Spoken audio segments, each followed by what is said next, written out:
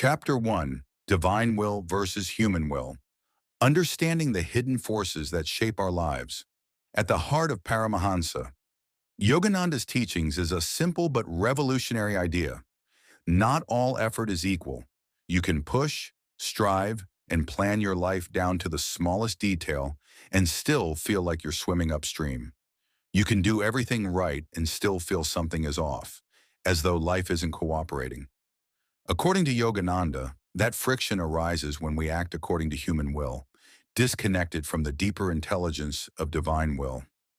The difference between the two is subtle, but profound. Human will comes from the ego, the sense of I, the limited mind that believes it alone must control everything. Divine will, on the other hand, flows from a higher source. It is the energy of universal intelligence, the will of God, working through the soul rather than the ego.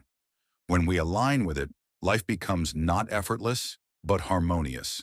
There's still work to be done, but it moves with a sense of flow, clarity, and unseen support. Yogananda put it this way: most people live in ignorance of their divine potential. They seek success and fulfillment by the force of personal desire and wonder why lasting peace escapes them. He wasn't saying that human will is useless. In fact, he respected strong willpower, discipline, and action. But what he taught, and what many discover through personal experience, is that human will disconnected from divine guidance leads to restlessness, confusion, and spiritual dryness. To align with divine will is not to give up your personal power. It's to plug it into something far greater than your individual mind. Divine will is not passivity, it's clarity. It's not sitting back and waiting. It's listening deeply, moving when moved, and trusting the intelligence that created the universe to also guide your next step. So how do you know which kind of will you're following? How can you tell when you're acting from the ego versus the higher self? Yogananda gave us some signs. Human will tends to feel anxious, hurried, and overly attached to results. It comes with an inner tension, a tight grip on outcomes. Divine will, even when it asks for effort, carries a sense of calm. There's usually a quiet confidence. Things fall into place without strain. You might still face challenges, but they teach instead of torment. There's a sense of rightness to it, like something larger is holding the process. One of Yogananda's favorite phrases was, "Do your best and leave the rest to God." This wasn't just a saying, it was a life path. He encouraged people to act boldly and with energy, but to keep the heart open, the mind surrendered, and the intuition attuned. That way, you do not waste years chasing what was never meant for you. Instead, you become available to what is meant for you, even if it doesn't look like what you imagine. To surrender to divine will is not to lose yourself, but to discover your deeper self. It's to realize that you are not the doer. You are the channel. Your job is not to control everything. Your job is to listen, respond, and stay connected. You will know when you are in tune with God's will. Everything begins to unfold with ease, and your own will merges with the higher rhythm of the universe. Of course, this doesn't mean that life becomes perfect overnight, nor does it mean you'll never face hardship. Even those on the most devoted spiritual path will encounter trials. But the difference is that those trials, when faced in alignment with divine will, become purifying. They stretch the soul rather than harden the ego. You begin to see meaning behind the struggle, and you gain trust in the process. One of the practical tools Yogananda taught for aligning with divine will was meditation. In silence, the noise of the ego quiets down. You begin to hear another voice, softer, wiser, less urgent. It may come as a feeling, a sudden knowing, or even a clear inner direction. The more you practice stillness, the more easily you can feel when something is guided and when it's not. Divine will isn't always loud, but it's persistent, calm, and clear. Another key tool is devotional prayer. Not begging for specific outcomes, but opening the heart in humility and love. Saying inwardly, "Show me the way," rather than, "Give me what I want." This shift from demand to surrender is one of the most powerful spiritual transitions a person can make. It changes everything. Yogananda also warned against mistaking emotional desire for divine guidance. Just because something feels exciting or urgent doesn't mean it's coming from the right place. The ego is clever. It can dress up cravings as callings. That's why he stressed inner clarity and self-honesty. When your emotions settle, your real direction becomes easier to feel. In practical terms, aligning with divine will means making space for guidance. It means taking time to pause before major decisions. It means observing your inner state before acting. Are you tense, afraid, trying to prove something? Then it might not be the right time to move. But if you feel peaceful, inspired, and unattached to the outcome, you're more likely to be moving with divine energy. Yogananda's own life was a living example of this. When he came to the West in 1920, he had no wealth, no contacts, no social standing, but he felt deeply guided. He acted with confidence, not because he had guarantees, but because he had inner assurance. What unfolded from that surrender became one of the most important spiritual missions of the 20th century.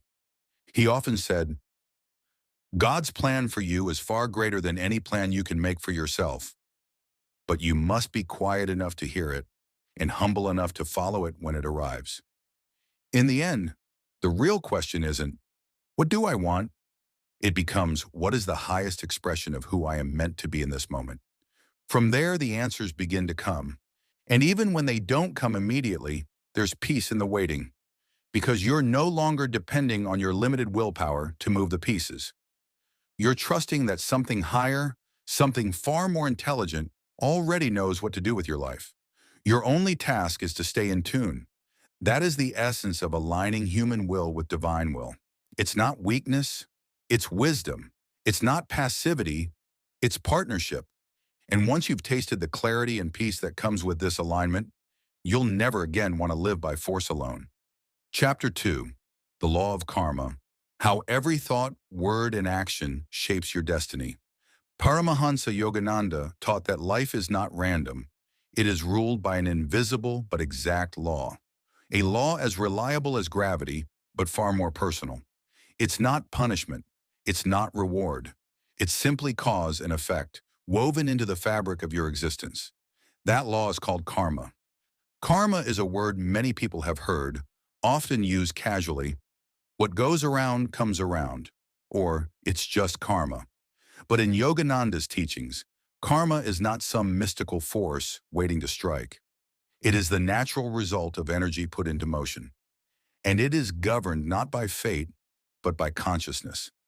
Every thought you think, every emotion you hold, every action you take, each of these sends out a vibration. That vibration over time returns to you in a form that matches its nature. Kindness brings kindness. Fear attracts situations that confirm fear. Anger sows seeds of conflict. Joy magnetizes joy.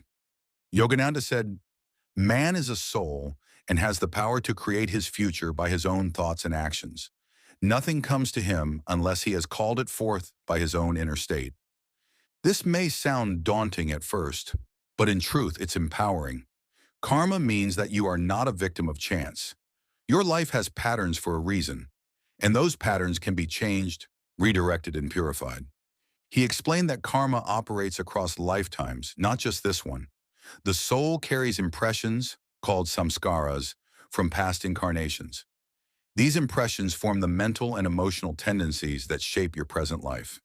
Your temperament, fears, talents, even the kinds of people and experiences you attract. This is why some people are drawn to spiritual truth early, while others struggle with material obsession.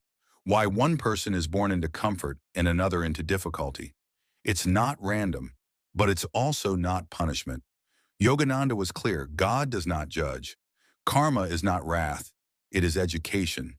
And yet karma is not fixed. That's one of the most important things he emphasized. You can change your destiny by changing your energy.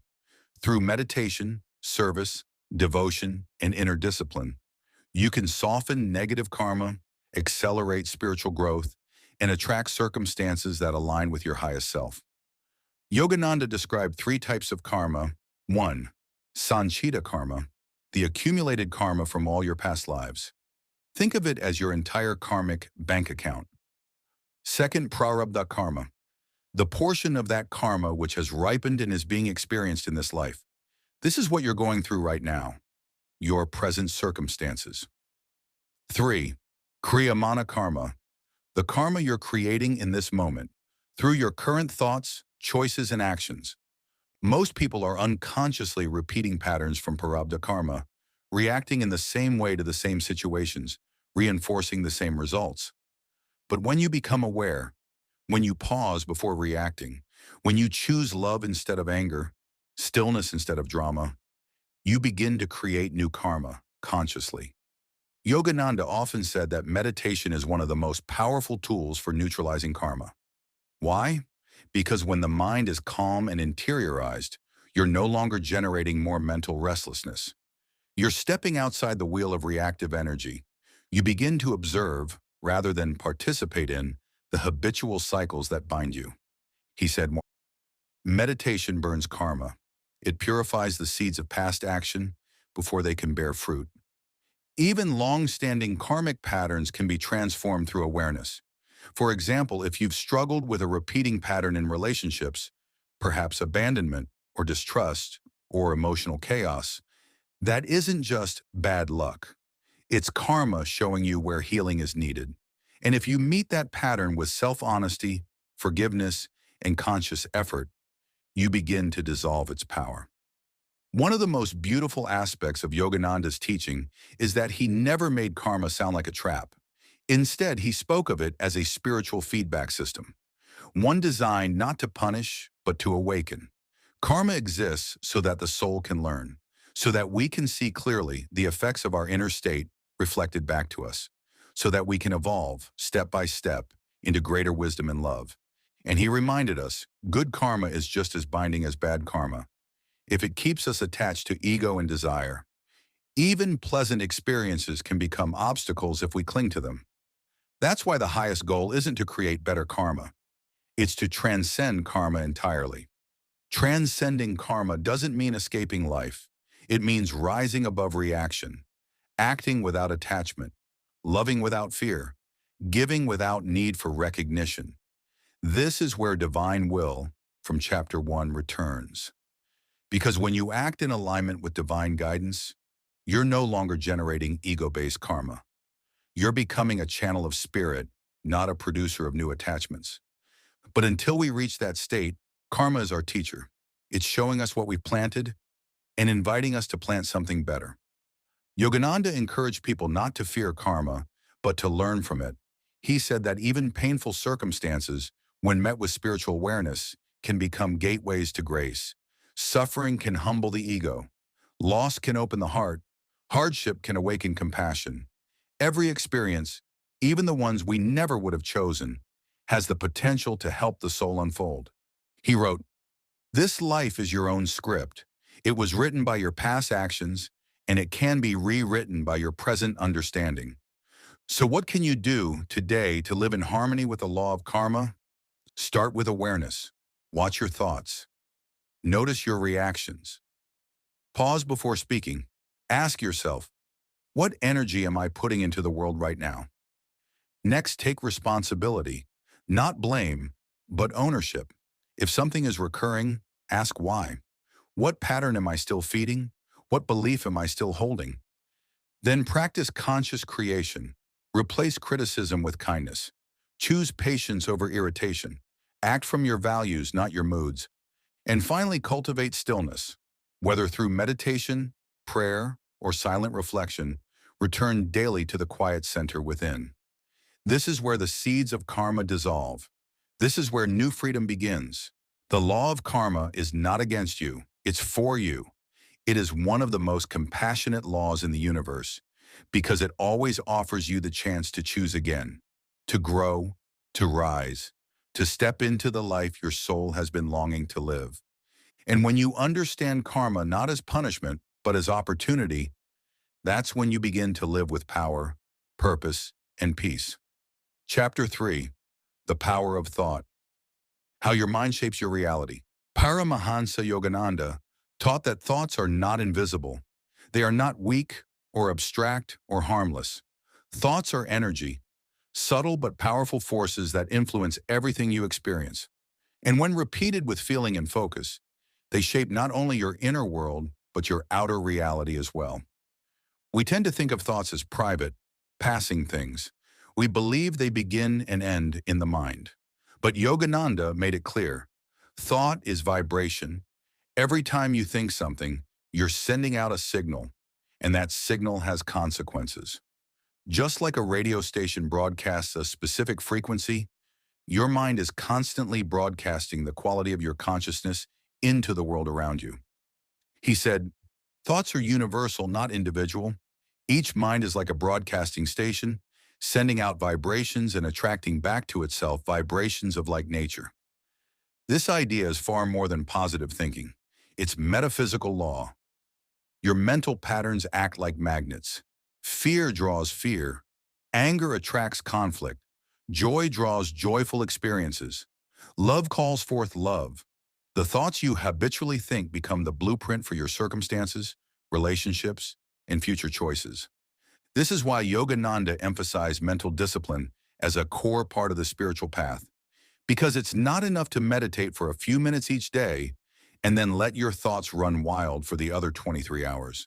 Your thoughts build your character. They affect your body. They shape your destiny. He often reminded students that disease, depression, anxiety, and even failure often begin as repeated patterns of thought. A person who constantly thinks, "I'm not good enough," may find the world echoing that belief. Someone who nurtures resentment might attract more reasons to feel hurt. These aren't punishments. They're reflections. Your outer life mirrors your inner energy. But the beautiful part of this truth is that you can change your thoughts. And when you do, everything else begins to shift. Yogananda taught that thought is the seed of karma. A thought repeated becomes a habit. A habit becomes an action. An action creates results. Over time, the mind's patterns become the soul's lessons. But by becoming aware of your thoughts and choosing higher ones, you start to purify your karmic tendencies. You begin to move from unconscious reaction to conscious creation. He also taught that the most powerful thoughts are those backed by strong emotion and deep concentration. It's not enough to think weakly, "I hope things get better." But if you think with intensity, faith, and conviction, if you mentally affirm a new truth again and again, the energy behind that thought becomes magnetic. This is why prayer, affirmation, and visualization are so emphasized in his teachings. These practices are not wishful thinking. They are focused, energetic commands to the subconscious mind and the universe itself. One of Yogananda's most powerful affirmations was, "I will go forth in perfect faith in the power of the omnipresent good to bring me what I need at the time I need it." He encouraged students to repeat powerful thoughts daily, not just as words, but with feeling, with belief. Because when you say something with conviction, your subconscious begins to accept it. And once the subconscious is reprogrammed, your outer circumstances begin to respond. This is especially important because the subconscious mind is always listening, and it does not filter. If you constantly say, "I'm unlucky," or "this will never work," or "I always mess things up," those thoughts begin to form grooves. They become familiar mental pathways, and your energy follows them automatically. But when you replace those thoughts with, "I am calm, I am strong, I am guided by divine wisdom," you begin to reshape your inner map. You start walking a different path, one that leads towards strength, clarity, and peace. Yogananda also warned about the dangers of negative group thought. He said that thoughts are contagious. If you surround yourself with fear-based, angry, or hopeless people, those vibrations can affect your own. That's why spiritual community, uplifting environments, and inspiring company are so important. They help you guard the energy of your mind. And while it's impossible to control every thought that arises, it is absolutely possible to choose which thoughts you nurture. A negative thought may pass through your mind like a cloud, but you don't have to build a house under it. You can observe it, release it, and choose a different focus. This, Yogananda taught, is how you begin to take charge of your life, not by forcing the world to bend to your will, but by mastering the only thing you truly can control, your own mind. He said, "Change your thoughts if you wish to change your circumstances. Since you alone are responsible for your thoughts, only you can change them. It's not always easy. Some mental habits have been practiced for years, even lifetimes, but that doesn't mean they're permanent. With daily effort, sincere intention, and spiritual practice, new grooves can be carved, new patterns can be planted, and in time your outer life begins to reflect the new inner you. Yogananda often described thought as creative energy, like a painter's brush or a sculptor's tool. What you think, you begin to shape. And the more consistently you think something, the more solid it becomes. Just as drops of water over time can carve stone, repeated thoughts shape the invisible substance of your reality. He also reminded us to never underestimate the power of one clear, focused, spiritual thought. A single thought of divine love, held deeply, can burn away years of fear. A single thought of forgiveness can release lifetimes of tension. A single moment of stillness, filled with peace, can reset the mind like sunlight clearing the clouds. That is the power of thought, when it is consciously chosen, spiritually focused, and deeply felt. And that is why Yogananda urged us not to live passively, allowing our minds to wander without direction. He invited us to become masters of thought, to harness the creative energy of the mind as a tool for liberation. Because the goal is not just to think better thoughts, the goal is to think thoughts that lead us back to our true nature, the soul, the self, the divine essence within. In that state, the mind becomes quiet. Thought itself becomes a bridge to something higher. And eventually, even thought dissolves, and you rest in the still, radiant presence of truth. Until then, let your thoughts serve your highest path. Let them be filled with light, clarity, and power. And remember, every thought matters. Everyone is shaping the life you are living and the soul you are becoming. Chapter 4. Affirmations in the Mind. How to rewire your consciousness through focused thought. Paramahansa Yogananda believed that your mind is the greatest tool you possess, not just for success in the world, but for spiritual awakening and inner peace.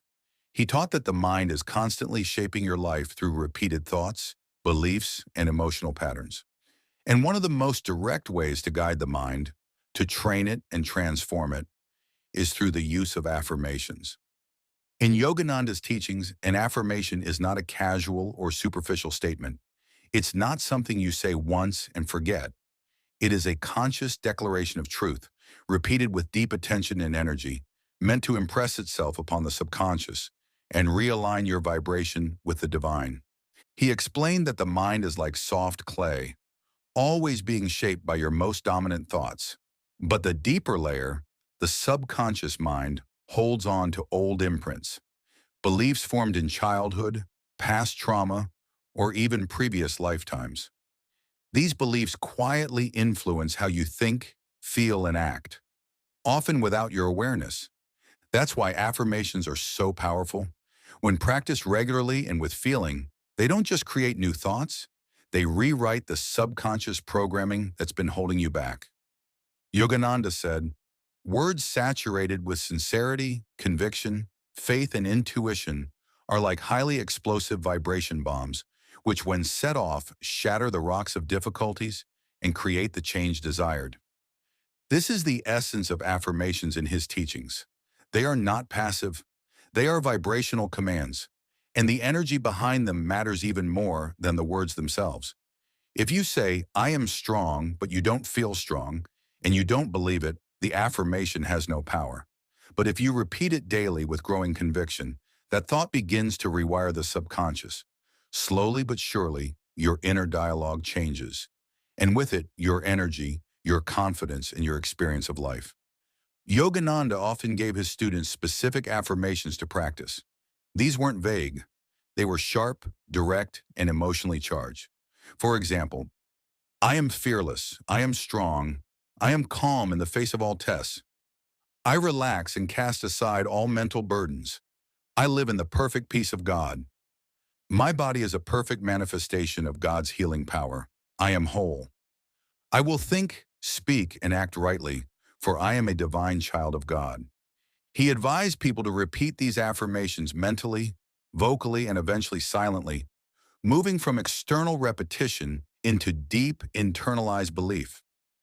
The key, he said, is repetition with feeling. You must say an affirmation as though it were already true, with your whole mind behind it. Not as a wish, but as a fact you are affirming into being. That's how it sinks in. That's how it becomes real.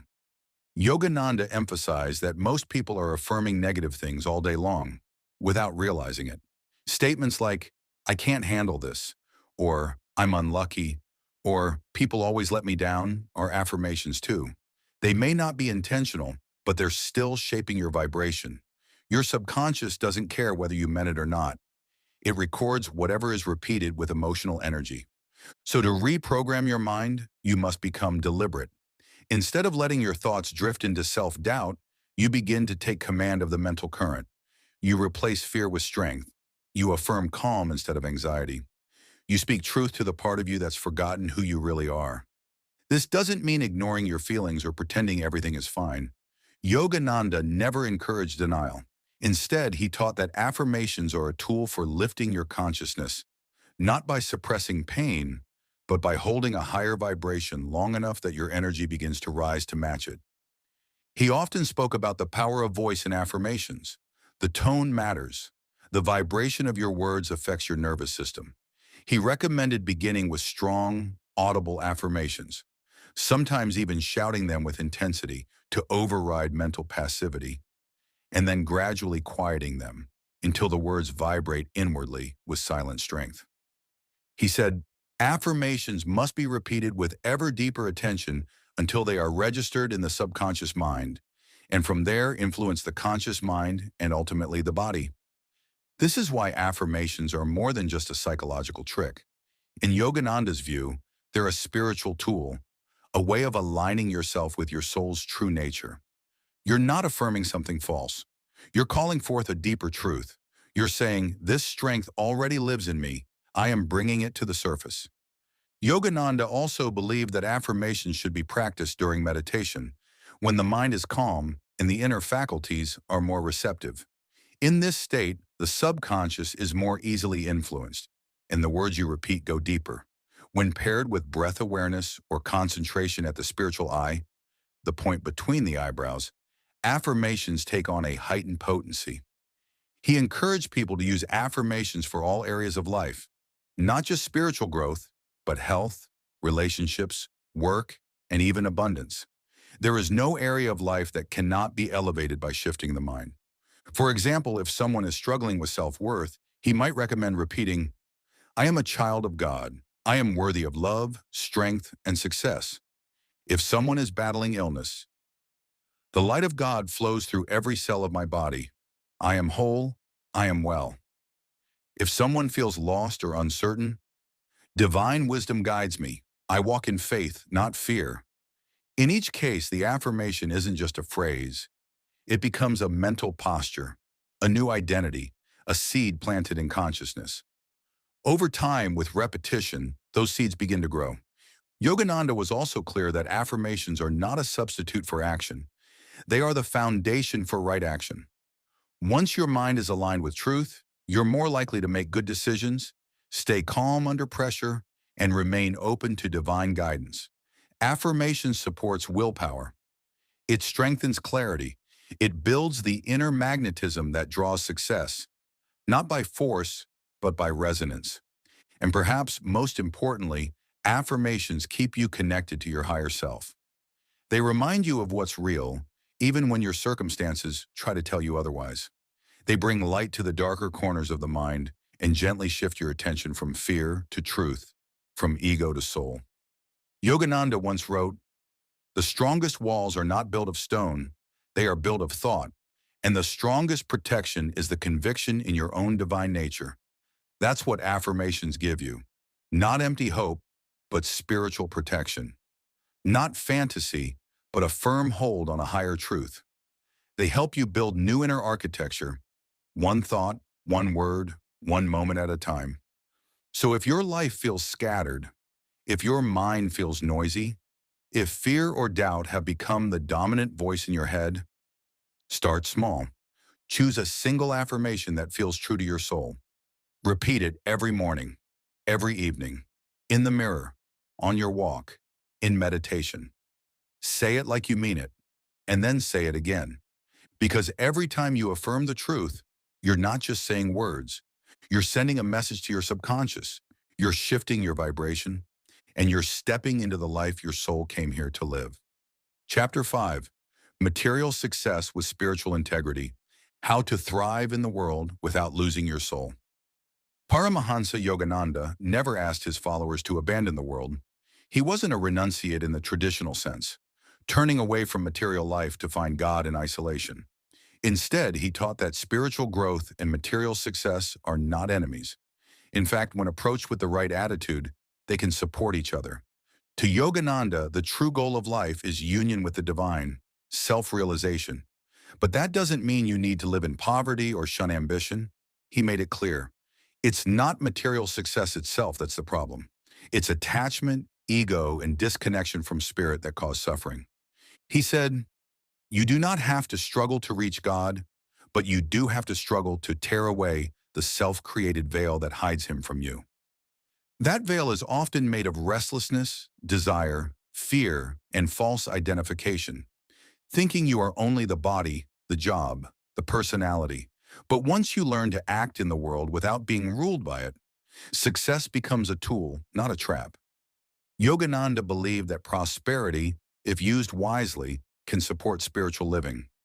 Money can feed the hungry, spread truth, create beauty, and give you the time and resources to go deeper within. But when success becomes your identity, or when wealth is pursued without integrity, the soul suffers.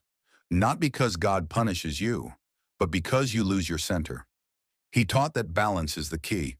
Be actively engaged in your duties, your work, your family, your goals. But always remember that these are roles you are playing. They are part of your growth, not your final destination. He often used the phrase, be in the world, but not of it. Do your work well, aim high, excel, but don't become lost in restlessness or greed. Instead, carry your center of stillness into every action. Let success flow through spiritual consciousness. To do this, Yogananda encouraged what he called right activity, action rooted in clarity, detachment, and love. When you pursue a goal, ask yourself, is this aligned with my highest values? Will this success help me serve more, love more, grow more? Can I pursue this without becoming anxious, prideful, or dependent on the result?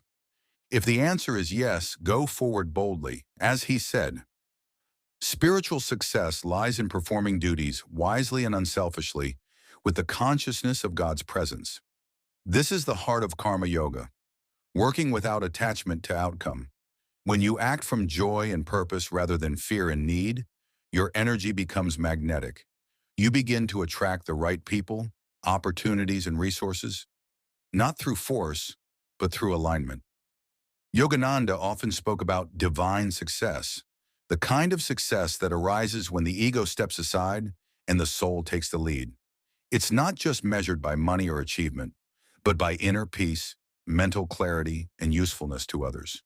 He taught that material abundance, when gained through spiritual principles, is not only acceptable, it's desirable, because a prosperous, balanced soul can uplift others, fulfill responsibilities, and remain free inside. But if success is pursued blindly, if it's driven by insecurity, vanity, or selfishness, it becomes a prison. You may gain everything the world offers, but lose your connection to yourself. That's not true success. That's spiritual poverty dressed in gold. He warned, success should never be sought for personal glory. Rather, it should be used to carry forward good purposes, to inspire others, to serve, and to express God's abundance. So how can you pursue success with spiritual integrity? Here are some of Yogananda's guiding principles. 1. Make God your partner. Begin each day with a moment of stillness. Offer your goals into divine hands.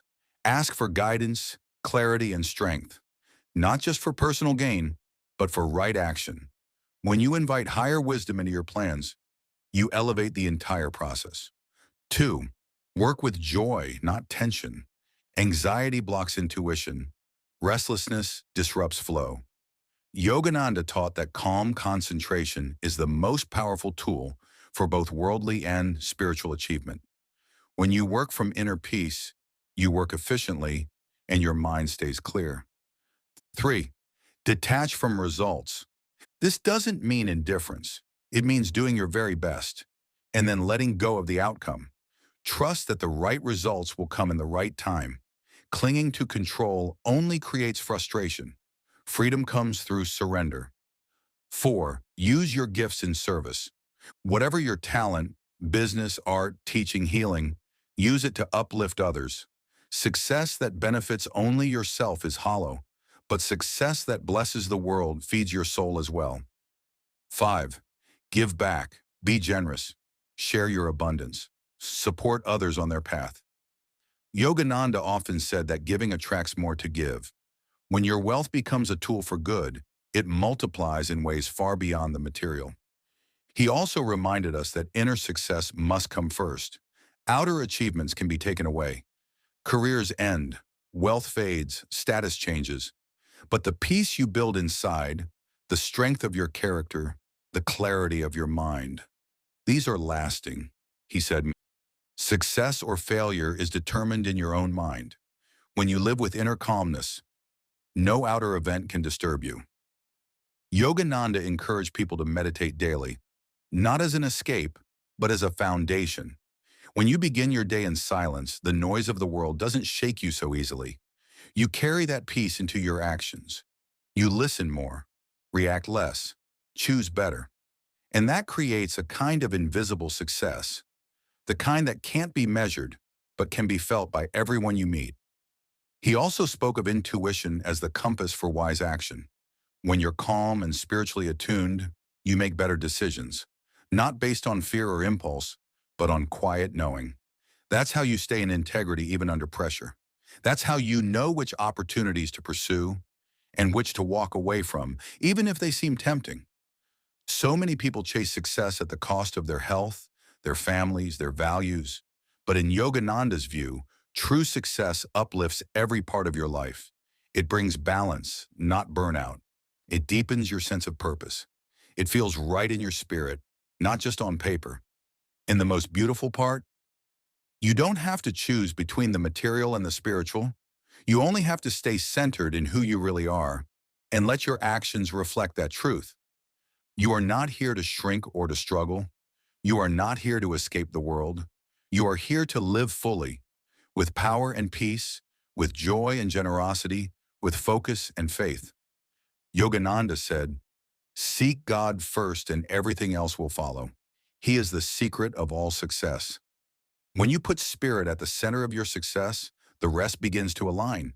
You're no longer chasing validation. You're living in purpose. And your life, in every sense, becomes an expression of the divine.